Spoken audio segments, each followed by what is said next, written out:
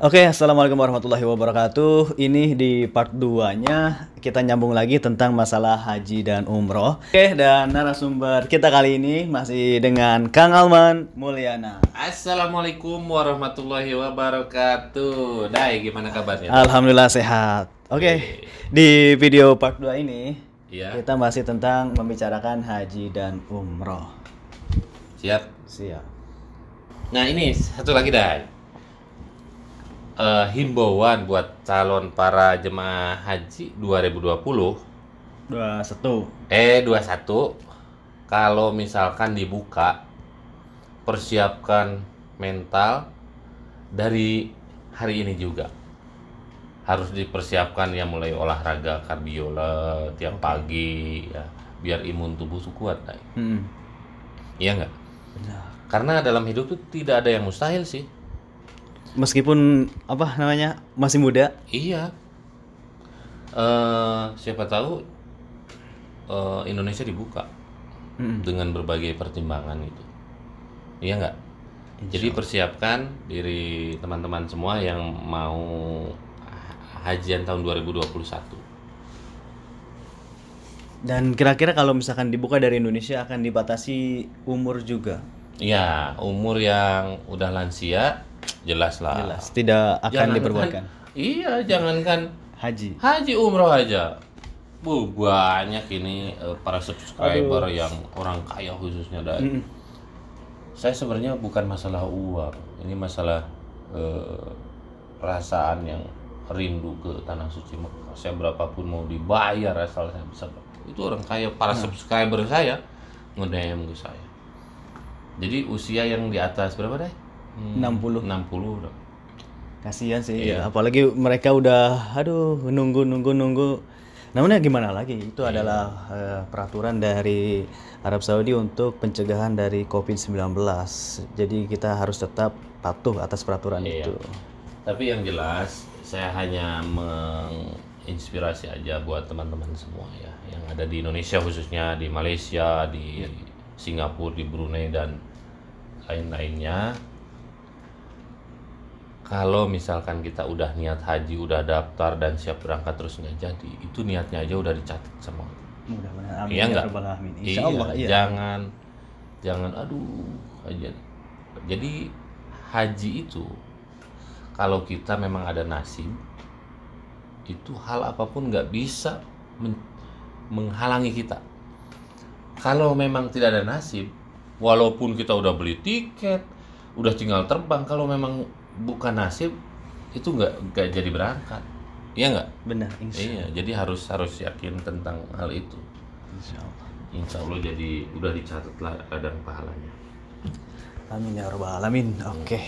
Ini kan masalah haji semakin dekat. Biasanya kan kalau udah memasuki bulan Ramadan atau setelah Ramadan itu umrohan juga di stop ya biasanya. Stop. Karena Tapi biasanya pas bulan Ramadan itu kan rame-ramenya. ya kalau bulan Ramadan, tapi Iya. setelah Ramadan nanti Iya, ditutup tutup. untuk prepare buat haji.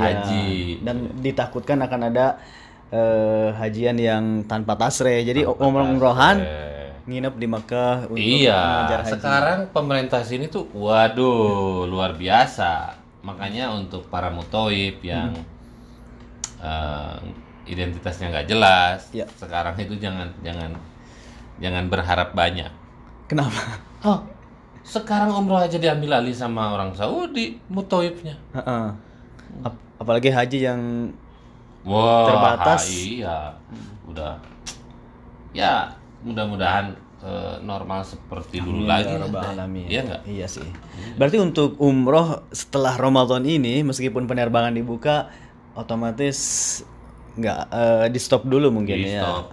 Untuk prepare. Prepare untuk haji. Iya. Kalau misalkan penerbangan dibuka nih dari Indonesia, berarti untuk umroh untuk saat ini akan di stop dulu. Iya, jadi setelah banyak selesai. orang yang bertanya, kenapa sih kalau habis Ramadan itu umroh ditutup? Jadi jawabannya, pemerintah Saudi Arabia itu mengantisipasi Ya. karena orang yang mau hajian itu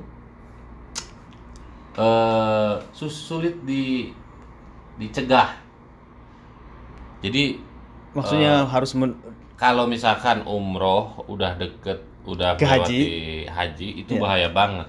Bahayanya banyak orang yang niatnya cuman umroh tapi nggak pulang, nanti Nah. aja setelah hajian. Iya, iya benar. Takutnya gitu ya. Nah, karena zaman sekarang ini beda waktu zaman dulu, waktu zaman Nabi itu haji itu sulit menghadapi alam.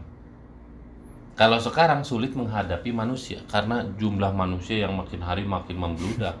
Iya, kalau nggak diatur itu bahaya. Dai. Banyak kejadian dulu tahun berapa Dai? 98. Kalau nggak salah ya, kalau salah silahkan koreksi.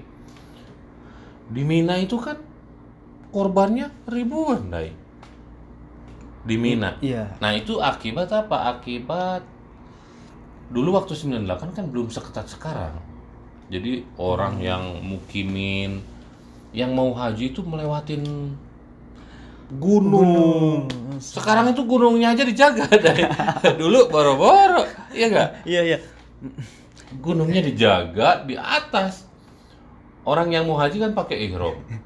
Itu apa diperhatiin dari bawah putih-putih pada merangkak ke atas kayak kalau dilihat dari jauh tuh kayak apa putih gitu, kayak sosok apa gitu.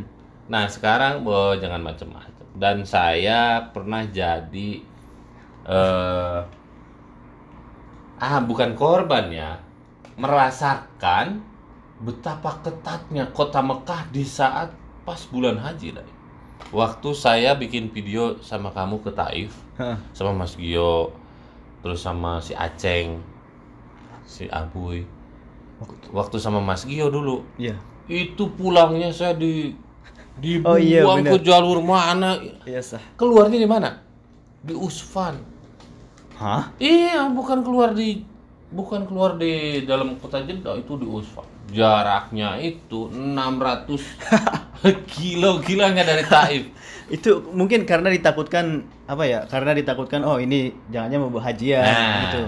Berangkatnya dari Jeddah, kita dibuang ke jalur non muslim Dai. Iya, iya.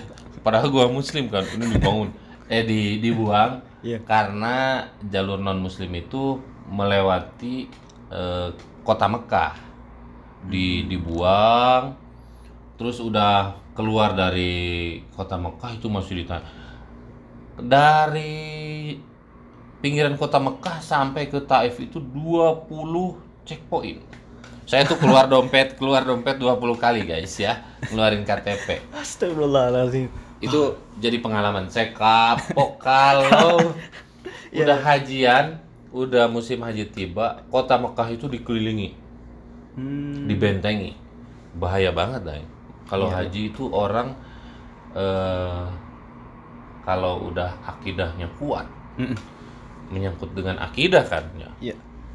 Itu nggak bisa dilarang, walaupun jurang di depan mau dilewati gitu. Sebenarnya harus nggak sih misalkan ini kan melawan peraturan. Ada kan banyak sebagian teman-teman WNI kita yang ada di sini memaksakan ya kayak tadi baru saya Iya. sebutkan itu. Sebenarnya harus atau tidak sih demi berhaji. Padahal kan haji itu harus pakai tasreh. Tasreh itu tuh surat izin. Ya kalau saya lihat, jadi itu kan aturan manusia.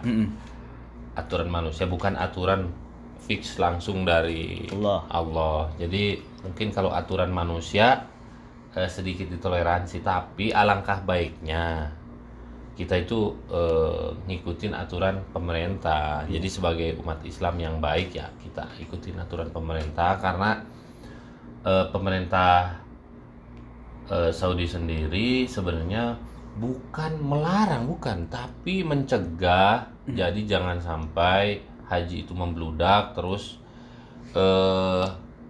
sulit dipantau, sulit diarahkan. Nanti kalau misalkan jadi korban seperti dulu lagi, itu kan yang menanggung nanti pemerintah juga. Oke. Itu kalau kita berbicara secara rasional ya. Oke. Kayaknya udah cukup panjang nih Kang Alman Mulyana. Siap. Terakhir mungkin apa sih harapannya untuk Alman Mulyana sendiri untuk haji dan Untuk umrah? haji, harapan saya dan doa saya setiap kali saya ke Masjidil Haram, sholat ya, walaupun saya belum bisa umroh sekarang karena asli sulit banget.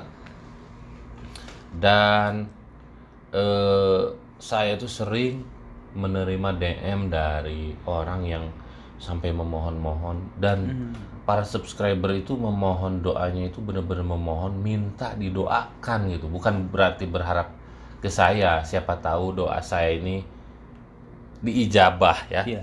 Bang, tolong doakan saya di depan Ka'bah, mudah-mudahan hajian tahun ini dibuka. Nah, sampai segitunya para subscriber. Jadi harapan saya ya dari hati saya yang paling dalam, mudah-mudahan hajian itu dibuka. Amin. Walaupun Amin. Kuota dari Indonesia masih dibatasi gitu. Amin ya rabbal alamin. Iya, karena untuk berhaji di Indonesia itu kita harus nunggu bertahun-tahun lamanya. Amin. Iya sih. Iya. Amin. Ya itulah harapan kita dari sini dari Makkah Mukarramah. Semoga saja hajian khususnya dari calon jamaah haji dari Indonesia ada lah atau membuka dari Arab Saudi untuk calon jamaah haji Indonesia untuk pelaksanaan haji di tahun 2021 ini.